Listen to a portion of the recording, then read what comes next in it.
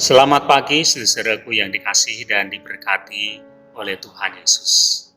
Kita bersyukur karena kita mempunyai Allah yang begitu luar biasa, yang telah menyatakan kasih-Nya, pemeliharaannya, dan berkat-berkat-Nya bagi kita. Saudara, saya ingat satu kali saya pernah mengajak seseorang yang waktu itu dia belum menjadi orang Kristen untuk dia pergi ke gereja. Pada waktu dia mendengar ajakan saya itu, dia berkata seperti ini, hidup itu yang paling penting adalah perbuatannya.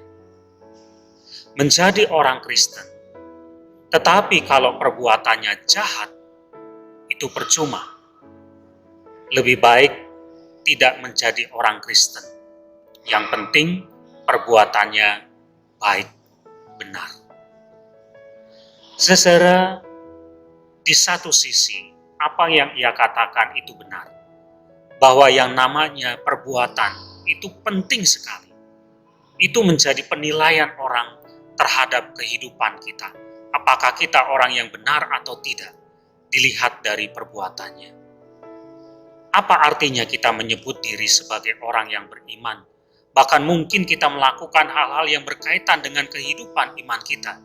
Tetapi ternyata perbuatan kita adalah perbuatan yang jahat, perbuatan yang tidak benar. Tetapi saudara, di sisi yang lain, beriman itu penting. Mengapa?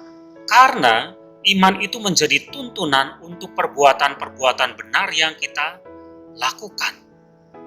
Jadi, iman itu penting, berbuat baik itu juga penting. Jadi seharusnya adalah kita beriman yang benar dan perbuatan kita juga adalah perbuatan yang benar.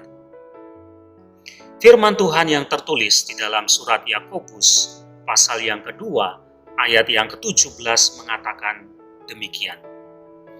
Demikian juga halnya dengan iman.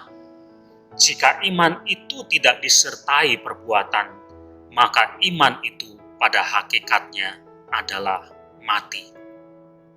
Beriman kepada Tuhan itu harus.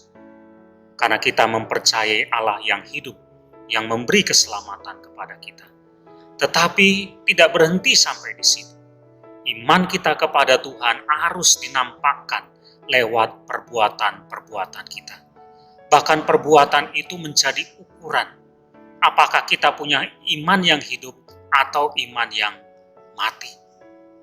Apa artinya kita mengatakan diri kita adalah orang yang beriman kepada Tuhan, tetapi perbuatan kita adalah perbuatan yang tidak benar, yang jahat, yang tidak sesuai dengan iman kita. Ingat saudara, iman tanpa perbuatan itu pada hakikatnya adalah mati. Iman yang kosong, iman yang tidak hidup, iman yang tidak berfungsi. Karena itu saudara, panggilan buat kita semua adalah, kalau kita adalah orang-orang yang beriman, maka tunjukkan iman kita itu lewat perbuatan. Perbuatan yang baik, perbuatan yang benar. Maka itu menyatakan bahwa iman kita bukan iman yang mati, tetapi iman yang hidup. Amin.